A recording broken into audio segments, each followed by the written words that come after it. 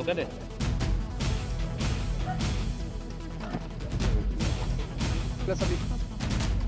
এফালে এফালে আৰু ঘূৰি দে না মানুহটো ঘূৰি দে ক'লে চা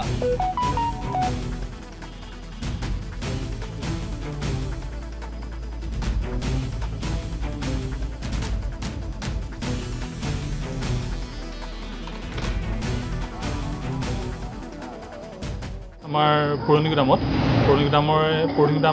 টেলিকম এই দোকানখনত 30 তাৰিখে ৰাতি এটা চুৰিকাণ্ড হৈছিল ওপৰৰ টিং খুলি পেলাই চুৰ সোমাই ভিতৰৰ পৰা মোবাইল আৰু লগতে আৰু কিছু সামগ্ৰী চুৰ কৰি লৈ গৈছিল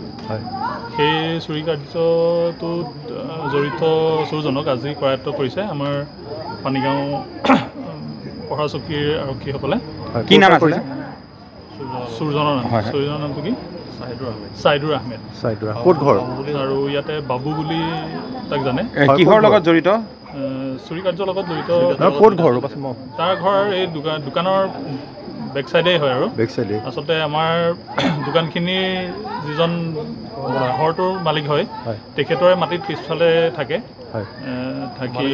মালিকজন গুৱাহাটীত থাকে আৰু তেখেতৰ মানে ঘৰৰ বেক চাইডে ইয়াতে থাকে কেইদিনৰ আগত চুৰ হৈছিল বুলি কৈছে এইটো 30 তাৰিখে ৰাতি চুৰ হৈছিল হয় এতিয়া লগত অকলে এজনে নে আৰু আছিলে এতিয়া এজন ধৰা পৰিছে আৰু মালখিনি ৰিকভাৰী হৈছে মাল অলপ ৰিকভাৰী হৈছে ক'ৰ পৰা হৈছে এইটো তেওঁৰ মালিকৰ ঘৰৰ চোতালতে এটা খালী পানী টেংকি এটা থৈ দিয়া আছিল সেই টেংকিটোৰ ভিতৰতে সি লুকুৱাই থৈ দিছিল কিমান মান মোবাইল পাইছে মোবাইলটো বহুতখিনি আছিল এতিয়া কেইটামান ৰিকভাৰী হৈছে আৰু আছে আৰু লগত কোনোবা জড়িত আছে নেকি সেইখিনিতো গম পোৱা নাই এতিয়ালৈকে কিহৰ কাৰণে এনেকুৱা কাৰবাৰ কৰিছে তেখেতে চিনাকি ল'ৰা কিবা ড্ৰাগছ কৰিছেতো নাজানো হয়তো তেনেকুৱা হ'ব পাৰে আৰু কাম বনটো একো কৰা নেদেখোঁ ভালকৈ চলি থাকে দেখোন এইবিলাকেই কৰি থাকে কি কৰে নাজানো আৰু